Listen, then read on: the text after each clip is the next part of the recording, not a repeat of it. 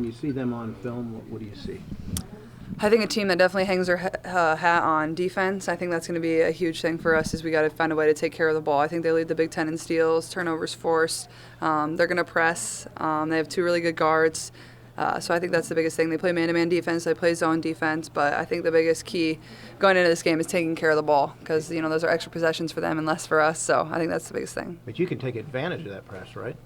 Absolutely. I think, I think the biggest thing is if getting stops defensively, they can't set up their press. So that's number one. But number two, we've seen quite a few teams that press within the Big Ten, and we have good experience with it. And we know they're going to try to create steals, and one steal can lead to another steal. So I think remaining calm and but also, when teams press, you can look long, you can get things in transition. So executing on that will be important too.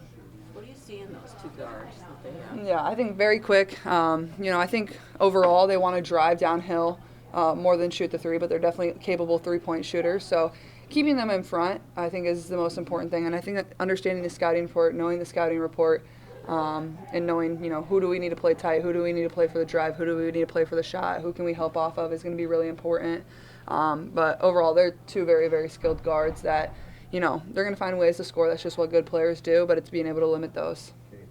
Do you process that this is your last home game, obviously? Are you thinking about that, or are you trying not to think about that? Honestly, I feel like it really hasn't hit me at all. And I think that's just because I'm so locked in and excited for this game. And as a competitor, you don't really have the time for that emotion of this being the last of something. And I think it'll definitely hit me once the final buzzer sounds or once our season, ends at whatever point that is. And I think I know I've had so many amazing opportunities inside this arena that, this is my last time, so we got to go out on a high note. And our fans have been incredible. Playing in front of 15,000 of them every single night has been so special, and it's been fun to see how that's evolved over my career. And I don't think it's anything that's really hit me yet, but at the same time, I do know going into this game, this is my last. And I think as a player, that's something you can find closure in. You're not, I know this is going to be the last time, win or lose, and just enjoying and soaking in every single second.